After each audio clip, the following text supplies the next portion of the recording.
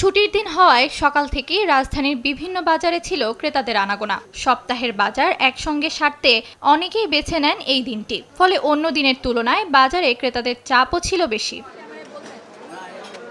ক্রেতাদের ভিড় থাকলেও নিত্যপণ্যের বাজারে এখনো বেশ কিছু পণ্যের দাম বেশি রয়েছে। তবে ক্রেতা ও বিক্রেতারা বলছেন ২ সপ্তাহের আগের তুলনায় কিছু সবজির দাম কমেছে।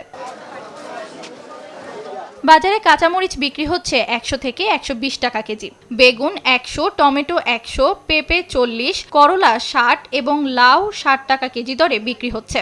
এছাড়া শসা, ধুন্দুল, মূলার দাম নিম্নমুখী। অন্যদিকে সিম, গাজর বিক্রি হচ্ছে ১২০ টাকা কেজিতে। অর্থাৎ ২ সপ্তাহ আগের তুলনায় গাজর, বেগুন ও টমেটোর দামে এসেছে উল্লেখযোগ্য পরিবর্তন। আগে দাম বেশি ছিল, এখন কম আছে। যে দামে কেনার মতো ক্ষমতা ছিল সেই দাম নাই এখন। এখন তো পানি নাই, পানি না থাকাতে বাজারটা একটু সীমিত হয়েছে। মাংসের বাজারেও কিছুটা স্বস্তির খবর না থাকলেও রয়েছে আগের মতো স্থিতিশীল। অন্যদিকে গত সপ্তাহের তুলনায় কেজিতে ১০ থেকে ১৫ টাকা পর্যন্ত কমেছে ব্রয়লার ও সোনালী মুরগির দাম। বর্তমানে ব্রয়লার বিক্রি হচ্ছে ১৮০ থেকে ১৮৫ টাকা এবং সোনালী মুরগি ৩০০ থেকে ৩২০ টাকা কেজি দরে। লাল ডিমের ডজন ১৪৫ এবং সাদা ডিম ১৩০ টাকায় বিক্রি হচ্ছে। আগের সপ্তাহেও এই দামই বিক্রি হয়েছিল ডিম। গরুর মাংস ৮০০ এবং খাসির মাংস ১২৫০ টাকা কেজি দরে বিক্রি হচ্ছে।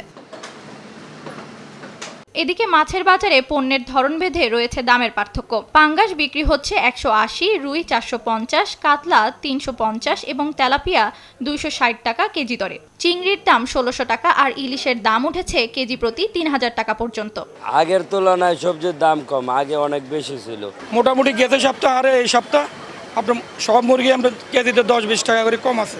মাছের দাম গত সপ্তাহ থেকে কিছুটা বেশি। ক্রেতারা বলছেন গত ২ সপ্তাহের তুলনায় বাজারে দাম কিছুটা কম। এই ধারাবাহিকতা বজায় থাকলে বাজারে স্বস্তি ফিরবে বলে আশা তাদের। তানিয়া আক্তার, দেশ টিভি, ঢাকা।